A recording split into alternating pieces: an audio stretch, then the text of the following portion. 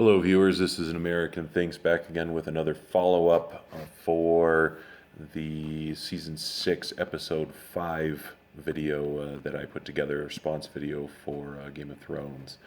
I've been putting a lot more thought into this episode, particularly Bran and his double warging into Hodor. That whole sequence of events. There's something that hasn't sat quite right with me about it, in particular, philosophically. I mean, if that's really possible, that they time travel and change events according to their liking, that really doesn't make for great storytelling for me. It's essentially you're just watching a charade that's controlled by a few hyper powerful telepathic puppeteers, and honestly, it just doesn't seem like good storytelling. So I've been thinking about it quite a bit and rewatched the scenes a couple times relating to this, and I've come up with something here I'd like to share and get some feedback on. But let's go over the timeline of the events here really quick so we make sure we're all on the same page. So the thing that sort of triggers this is when Bran goes rogue and he wargs into the weirwood net by himself. And he goes and looks at the others. He ends up getting touched by the Night's King. And when he returns, Bloodraven realizes what has happened. And he says, "You must leave, all of you." And then he says, "The time has come for you to become me," says this to Bran. And then they don't actually leave. They hang around so Bran and Bloodraven can jump back into the weirwood net. And they hang around in the weirwood net in an otherwise bland and unimportant point in time, while meanwhile, back in real time, the others show up at the cave, and our climactic fight scene ensues.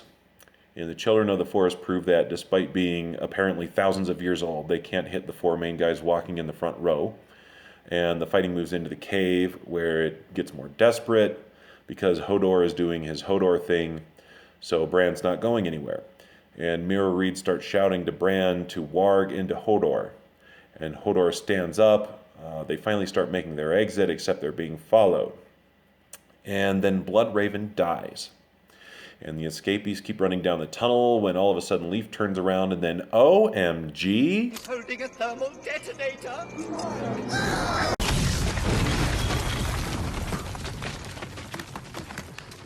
And then we get to the titular door, and Bran sees the young Hodor in the weirwood net go crazy. While in real time, the older Hodor holds the door, holds the door, holds the door, Hodor, Hodor, Hodor. Now, this timeline of events is important because everything happens in a particular order. The first thing that's odd to me is that when Bloodraven finds out about the Night's King touching Bran, he says they need to leave, but then they go straight back into the weirwood net, which, correct me if I'm wrong, isn't really a very effective means for escaping. In fact, Bran could have simply warged into Hodor right there in real time and made for the back exit without all the drama. So it must be important for Bran and Bloodraven to go back into the weirwood net for some other reason, no pun intended. So let's dig into this particular time travel scene in the weirwood net. It begins with Bran and Bloodraven basking in the ambiance of Winterfell, and then Bran hears an echo from real time of Mira telling him to warg into Hodor, which he apparently does. But the weirwood Hodor, or Willis, or Walder if you read the books, is still doing his usual stable boy thing, without apparently suffering any ill effects. Then Bloodraven dies, and then Hodor collapses on the ground in a seizure, screaming, "Hold the door." And in case you missed that, let me say it again. Bloodraven dies, and then Hodor collapses on the ground in a seizure. Are you pondering what I'm pondering, Pinky? This seems an awful lot like what happened when Varamir Sixskins tried to warg into Thistle. No, in fact, this seems exactly like what happened when Varamir Sixskins tried to warg into Thistle. All of the important elements are there. A powerful telepath dies and tries to warg into a more simple-minded person, causing a seizure. Unfortunately, Thistle turns into a white right afterwards, so we don't really get to see what if Varamir's mental takeover attempt causes her mental trauma afterwards or not. But the more I've watched this scene and thought it over, the more I'm convinced that there was no double warg. As an additional point, take a look at this still. This is Bran watching Hodor's seizure. This isn't the face of a telepath warging into someone else. This is the face of someone who is trying to figure out what the hell is going on. So, why would Bloodraven do this? I can think of two reasons. One, he knows that Bran is going to be his successor, and he knows Hodor plays a pivotal role in Bran's life. So if he could successfully take over Hodor's body, he could be an immense help to Bran during Bran's life and the adventure to the Wall and beyond the Wall and so forth. Unfortunately, it looks like in the end, Bloodraven wasn't successful in taking Hodor over.